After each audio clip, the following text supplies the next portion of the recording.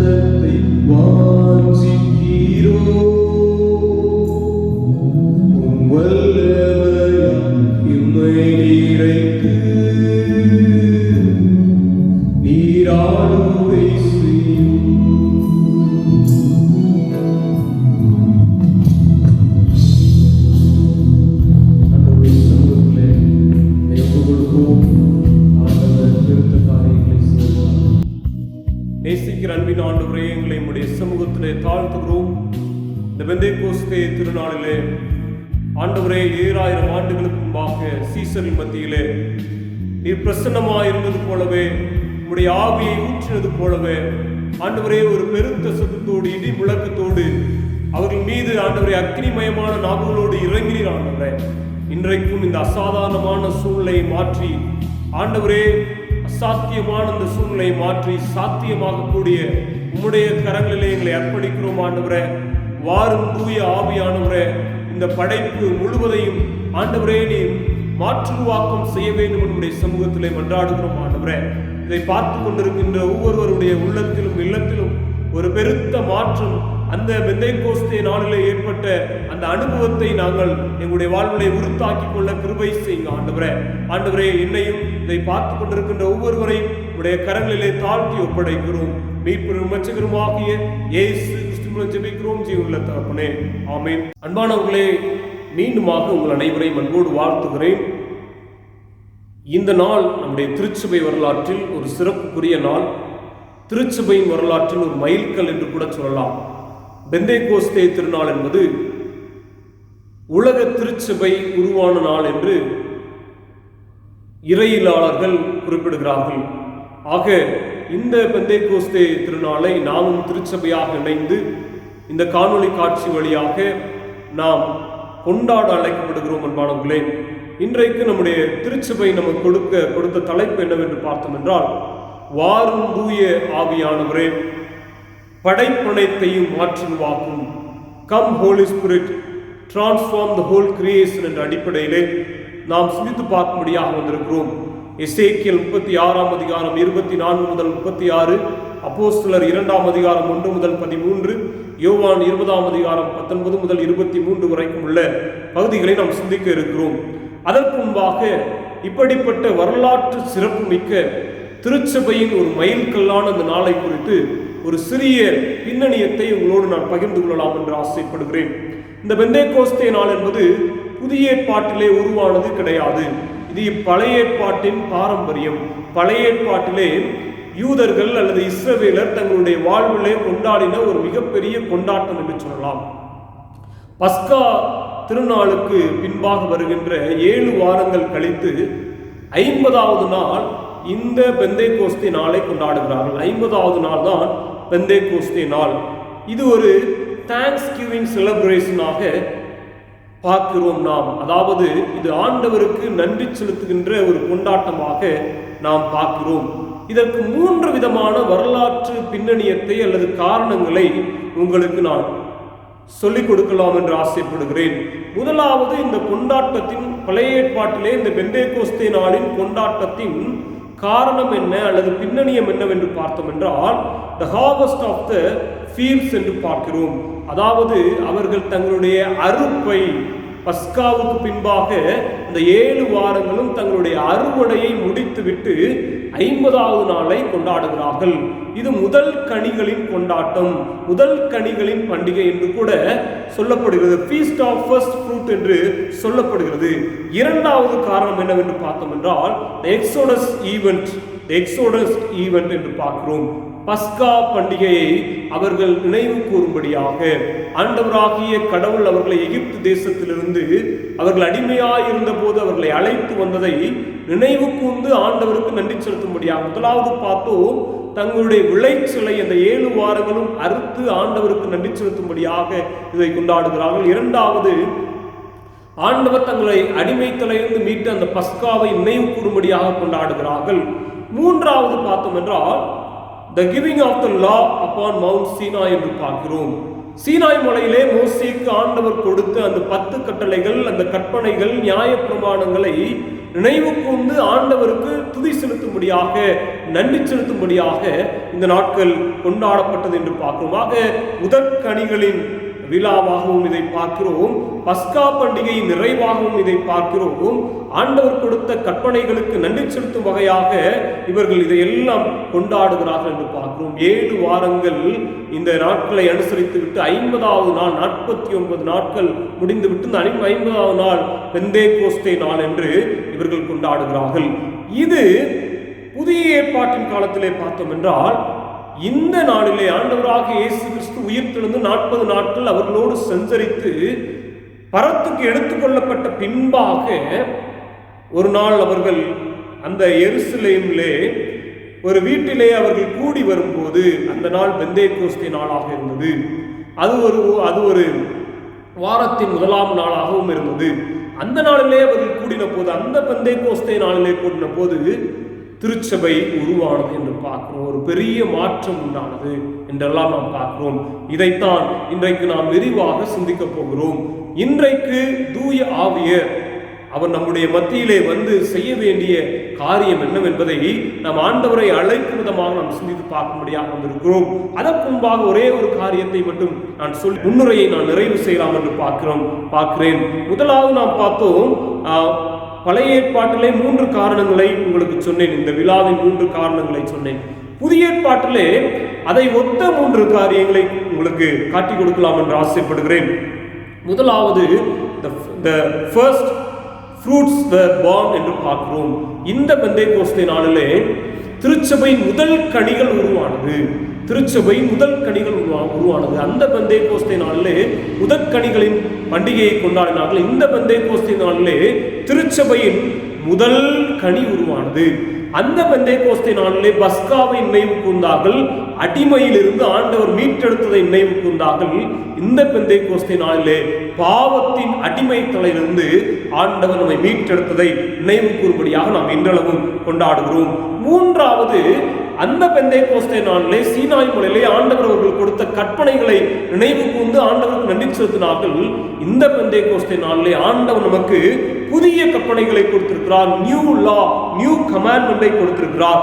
உலகமெங்கும் போய் சுவிசேஷத்தை அறிவியுங்கள், கிரேட் கமாண்ட்மெண்டை கொடுத்திருக்கிறார். பிதா, குமாரன், பரிசுத்த ஆவியின் நாமத்தினாலே ஒவ்வொருவருக்கும் ஞானஸ்தானம் கொடுத்து எல்லோரையும் சீசராக்குங்கள் என்று ஆண்டவர் புதிய புதிய கற்பனைகளையும் நியாய பிரமாணங்களையும் கொடுத்திருக்கிறார்.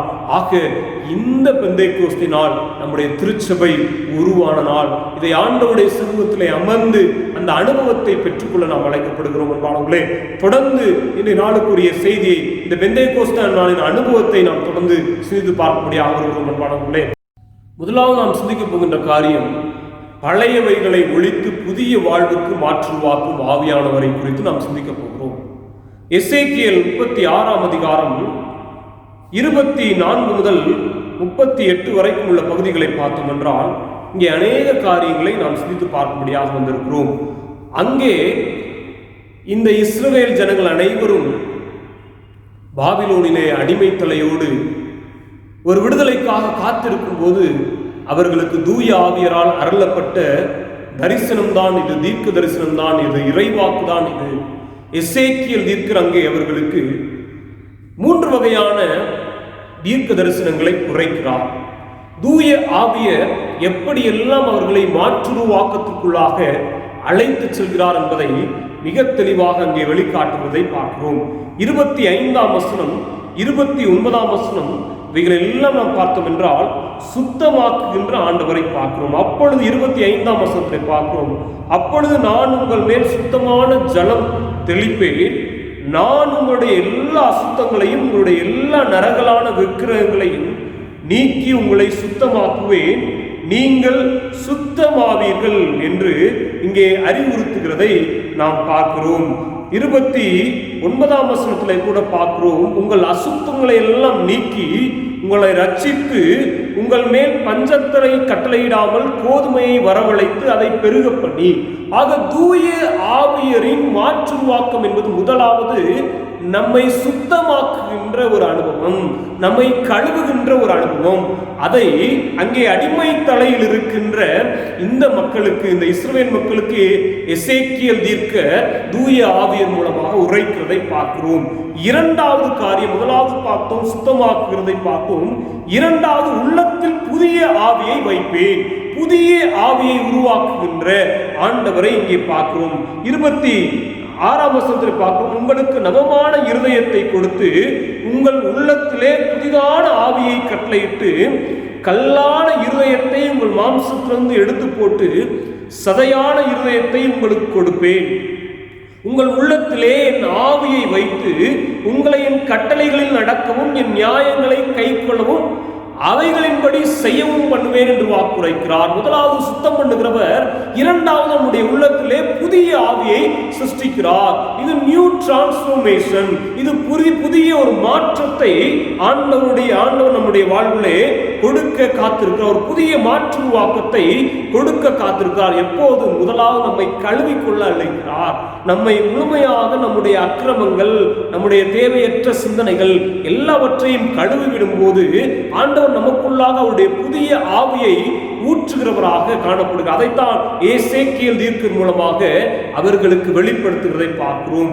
மூன்றாவது ஆண்டவர் இங்கே வெளிப்படுத்துகின்ற காரியம் 28ஆம் வசனத்தை பார்க்கிறோம். உங்கள் பிதாக்களுக்கு நான் கொடுத்த தேசத்திலே நீங்கள் குடியிருப்பீர்கள், நீங்கள் என் ஜனமாயிருப்பீர்கள், நான் உங்கள் தேவனாயிருப்பேன். 24ஆம் வசனத்திலையும் அதைத்தான் சொல்கிறார். நான் உங்களை புறஜாதிகளிடத்திலிருந்து அழைத்து உங்களை சகல தேசங்களிலிருந்து சேர்த்து உங்கள் சுய தேசத்துக்கு உங்களை கொண்டு வருவேன். மூன்றாவது ஆண்டவர் புதிய தேசம், புதிய பட்டணம், இவைகளை எல்லாம் வாக்கு கொடுக்கிறார்.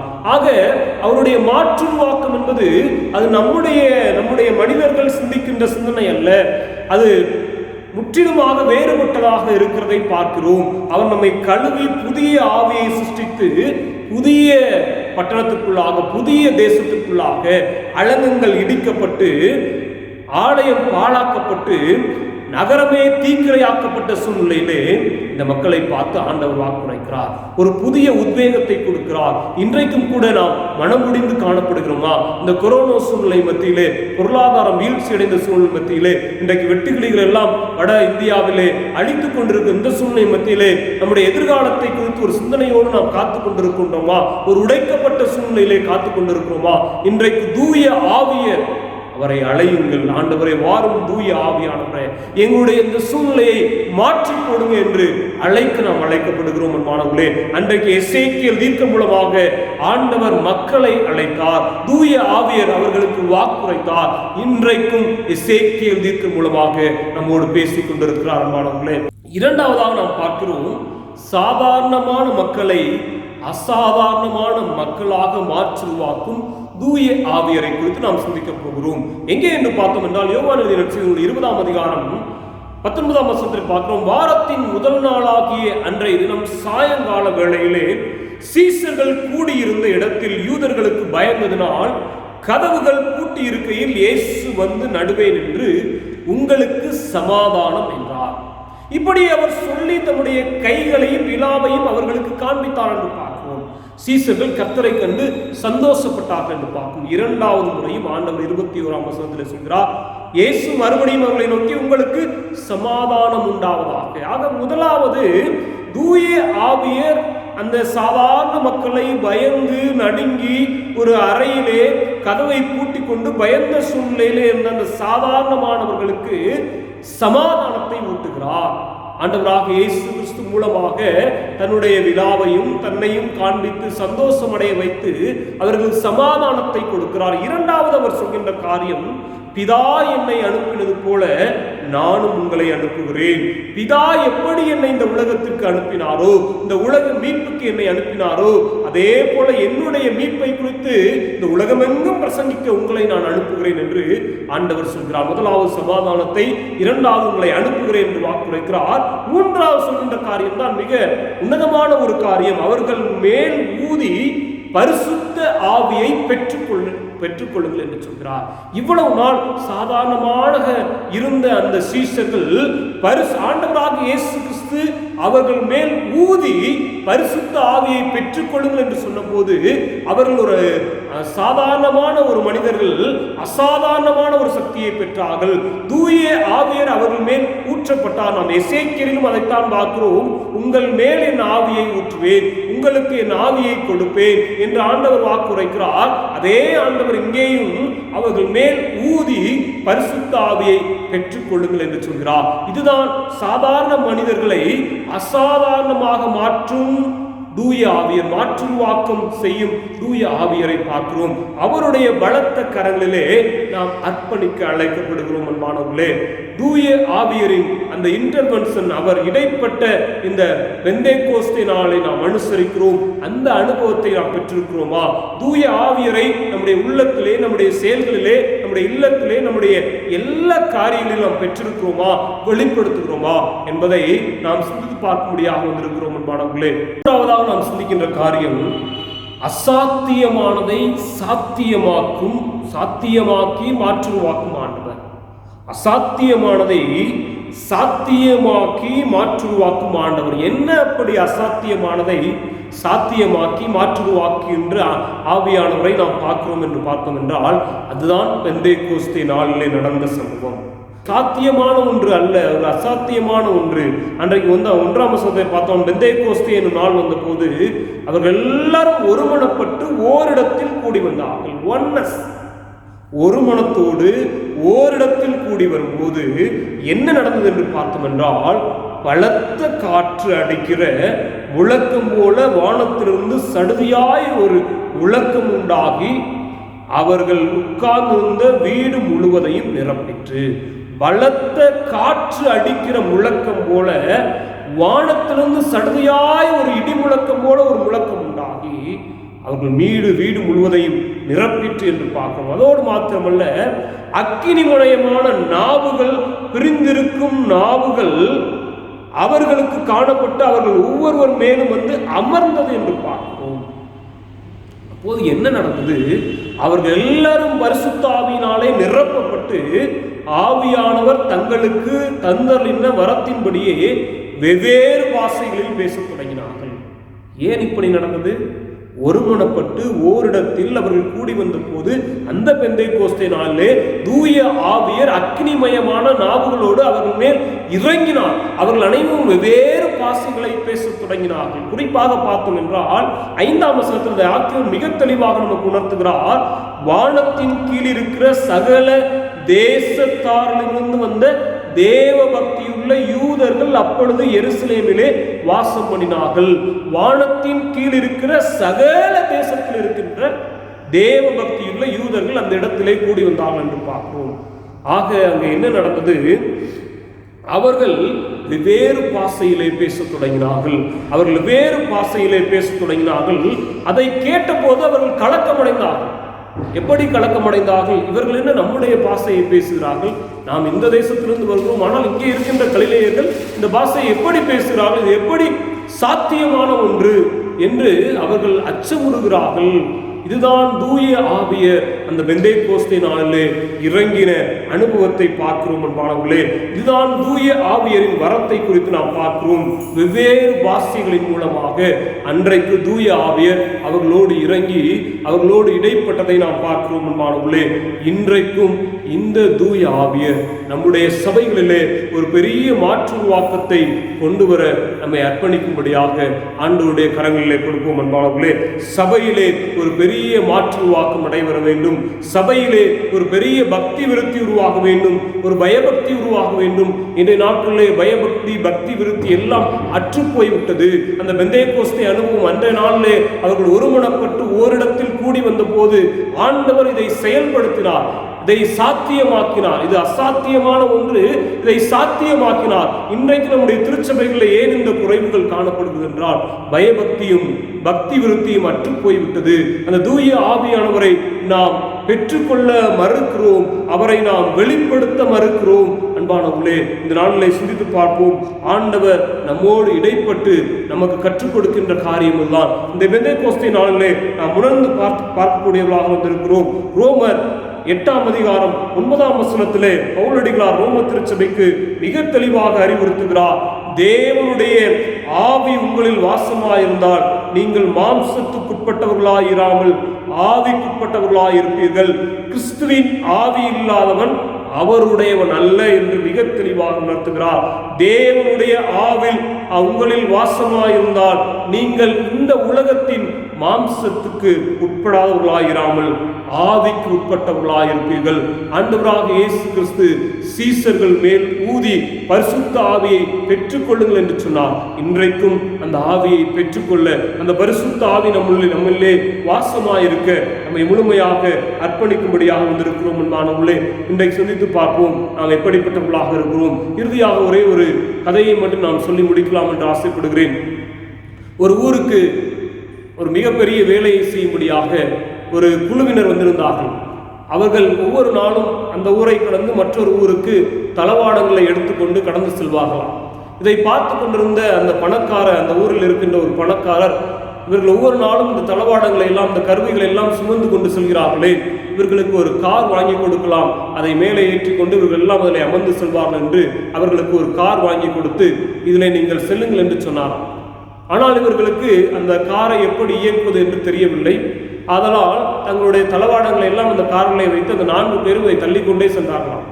ஒரு நாள் அந்த பணக்காரர் வந்து அவர்களை பார்த்து கேட்டாராம், இப்பொழுது நீங்கள் சுலபமாக ஈஸியாக வேலை செய்வீர்களா என்று சொல்லும்போது, இல்லைங்க, இப்போதான் எங்களுக்கு ரொம்ப சுமை கூடி விட்டது, இவ்வளோ நாள் நாங்கள் எங்களுடைய தளவாடங்கள் கருவிகளை நாங்கள் சுமந்து கொண்டு சென்றோம், இப்போது இந்த காரையும் தள்ளி கொண்டு செல்ல வேண்டி இருக்கிறது என்று சொன்னாராம். அப்போதுதான் அவர்களை பார்த்து சொன்னாராம், இந்த கார் உங்களுக்கு தள்ளி கொண்டு செல்வதற்காக நான் வாங்கி கொடுக்கவில்லை, இதில் நீங்கள் ஏறிக்கொண்டு சுகமாக செல்வதற்காக வாங்கி கொடுத்தேன் என்று அவர்களை உள்ளே அமர வைத்து அவர்கள் அதை இயக்கி காண்பித்தாராம், அதை ஓட்டி காண்பித்தாராம், அதை பழகி கொள்ளுங்கள், நீங்கள் இதில் ஏறி சுகமாக அனுபவிக்கலாம் என்று சொன்னாராம். அப்போதுதான் அவர்கள் உணர்ந்தாகலாம். இன்றைக்கு சிந்தித்து பார்ப்போம், தூய ஆவியரை நாம் எப்போதும் வெளியே வைத்து பார்க்கிறோம். தூய ஆவியர் என்று பேசிக் கொள்கிறோம். நாம் தூய ஆவியானவரை நம்முடைய உள்ளத்திலே பெற்றிருக்கிறோமா? அவர் நம்முடைய வாழ்விலே செயல்படுகிறாரா என்பதை நாம் சிந்தித்து பார்க்கும்படியாக வந்திருக்கிறோம். இந்த பெந்தேகோஸ்தே நாளிலே ஆண்டவருடைய சமூகத்தில் அர்ப்பணிப்போம். ஆண்டவர் நம்மை தொடர்ந்து ஆசீர்வதிப்பாராக. கண்களை மூடி ஜெபம் செய்வோம். நேசிக்கிற அன்பின் ஆண்டவரே, நீர் தந்த இந்த பெந்தேகோஸ்தே நாள் திருச்சபையின் உருவாக்கத்திற்காக நன்றி செலுத்துகிறோம். ஆண்டவரே, இந்த நாளிலே எங்களை அர்ப்பணிக்கிறோம். அந்த பெந்தேகோஸ்தே நாளின் அனுபவத்தை எங்களுடைய வாழ்வின் ஒவ்வொரு நாளிலும் நாங்கள் சுதந்திரித்துக் கொள்ள கிருபை செய்யுங்க. ஆண்டவரே, பழைய ஏற்பாட்டின் காலத்தில் ஆண்டவரே முதல் கனிகளின் பண்டிகையாக, பஸ்கா பண்டிகை நிறைவாக, ஆண்டவரே அந்த நீர் அவர்களுக்கு கொடுத்த அந்த கற்பனைகளை ஆண்டவரை நினைவுபடுத்தி பார்க்கும்படியாக அமைந்தது. ஆண்டவரே, இந்த நாட்களிலும் கூட இந்த 3 காரியங்களும் எங்களுடைய வாழ்விலும் கூட கனிகள் வெளிப்படுகின்ற பண்டிகையாக, அந்த ஆவியின் கனி வெளிப்படுகின்ற பண்டிகையாக, நம்முடைய கற்பனைகளை நினைத்து பார்க்கும்படியாக, ஆண்டவரை நாங்கள் பாவ தலையிலிருந்து, அடிமை தலையிலிருந்து மீட்டெடுக்கப்பட்ட பண்டிகையாக எங்களுடைய வாழ்விலே ஆண்டவரே இது ஒளியேற்றப்பட எங்களை அர்ப்பணிக்கிறோம். ஆண்டவரே, இதை கேட்டுக்கொண்டிருக்கிற ஒவ்வொரு பிள்ளைகளோடும் இடைப்படுங்க, தொடர்ந்து எங்களை உடைய கரங்களிலே கொடுக்கிறோம். ஆசீர்வதி உங்களை இடத்துக்கு மீட்பு அமைச்சகருமாகிய இயேசு கிறிஸ்துவின் ஜெபிக்கிறோம் ஜீவன தகப்பனே, ஆமென். நம்முடைய ஆண்டவராகிய இயேசு கிறிஸ்துவினுடைய கிருபையும் பிதாவாகிய கடவுளின் அன்பும் தூய ஆவியரின் பாதுகாப்பும் பராமரிப்பு இடத்திலும் நம் அனைவரோடும் இன்றும் என்னும் சதாகாலம் நிலைத்திருப்பதாக. ஆண்டவராகிய இயேசு கிறிஸ்துவின் திருப்பெயரில் உங்கள் யாவரையும் அன்போடு கூட வாழ்த்துகின்றேன். இம்மாதம் 31ஆம் தேதி பெந்தேகோஸ்தே திருநாளை கொண்டாட இருக்கின்றோம். இந்த நாள் திருச்சபையினுடைய ஸ்தாபக நாளாக கருதப்படுகிறது. இந்த நாளிலே நாம் எதிர்பார்த்திராத இந்த கொரோனா கிருமி தொற்றினுடைய பாதிப்புகளை ஆண்டவர் விலக்கும்படியாக, அதிலிருந்து நம்முடைய நாட்டுக்கும் நாம் வாழுகின்ற இந்த உலக சமுதாயத்துக்கும் விடுதலை தரும்படியாக ஆண்டவரிடத்தில் நம்முடைய மன்றாட்டுகளை ஏறெடுக்க நாம் அழைக்கப்படுகின்றோம். நம்முடைய நாட்டில் உள்ள இந்திய தேசத்தில் உள்ள அனைத்து திருச்சபைகளும், கிராமங்கள், பட்டணங்கள், அனைத்து மக்களும் ஆண்டவரை நோக்கி பார்க்க ஒரு அழைப்பு. அன்று நண்பகல் 12 மணிக்கு குறைந்தபட்சம் 20 நிமிடங்களையாவது ஆண்டவருடைய சன்னிதானத்திலே நம்முடைய ஏகோபித்த விண்ணப்பங்களை ஏறெடுக்கும்படியாக தீர்மானித்திருக்கிறோம். ஆலய மணியோசையோடு ஆண்டவரை நோக்கி பார்க்க அந்த நாளிலே நாம் ஆயத்தப்படுவோம். ஆண்டவர் முழு உலகுக்கும் விடுதலை தருவார் என்று நம்பிக்கையோடு கூட செயல்படுவோம். ஒரே நம்பிக்கையில் ஒரே சத்தமாய் ஒன்றிணைவோம். ஆண்டவர் தருகின்ற முழுமையான சுகத்தை அனுபவிப்போம். One sound, one hope. God bless you all. One apple changed the history of science. One dream changed the history of humanity. One man changed the beginning and the end. One cross changed our destiny. It only takes one to change the world to be a better place.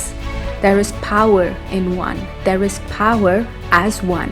We come united as one in these times of COVID-19 to bring hope, love, and faith for a better tomorrow. All the churches of India stand united with you, to pray with you, to hope with you. We pledge to bring as one, sing as one, pray as one. Pray with us on the day of Pentecost, May 31st at 12 p.m. and resonate the sound of hope with a bell, a song, a prayer. India is coming together as one, in one sound, one hope. All it takes is one.